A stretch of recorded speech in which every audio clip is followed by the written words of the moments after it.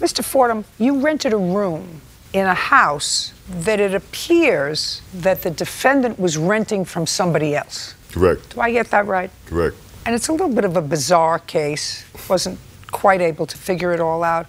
But what you're suing her for is she broke the locks that you put on your door to your room 2 or 3 times. 4. 4 times. So you want her to pay for that. And then you say that because she didn't pay the electric bill, you lost your food. Then you say that she took property from your room without your permission. Ms. Williams says you owe for rent and that you assaulted her because when she was trying to get back into the house through your room, she was coming in through the window because you had put your locks back on your room and you slammed the window down on her thumb. Do I get that right? Yes. From whom were you renting the house, Miss Williams? She's an Asian lady. When did you start renting it? I started renting it 3 years ago in Are you August. still there? Yes. I mean, now we're being evicted, but I was there before Brian got us evicted. You're being evicted for non-payment of rent? Yes. Oh. And how long haven't you paid rent? I haven't paid rent for the past... No, don't point to him. Oh, I'm sorry. It's you.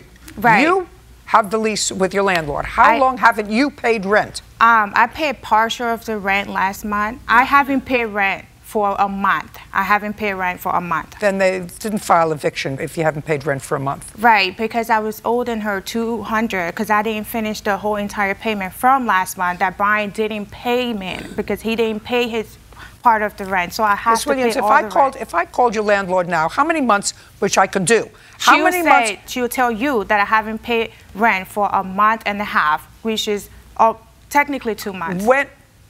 Yes, 2 months. We're getting better. We're getting closer to the truth. Closer, closer. Do you understand me? Right. I have the eviction letter. What? I have the eviction letter. I have it right here. She will tell me. Like, I pay my rent all the time, and I lived there for 3 years. How many months haven't you paid rent? Is my question. Okay.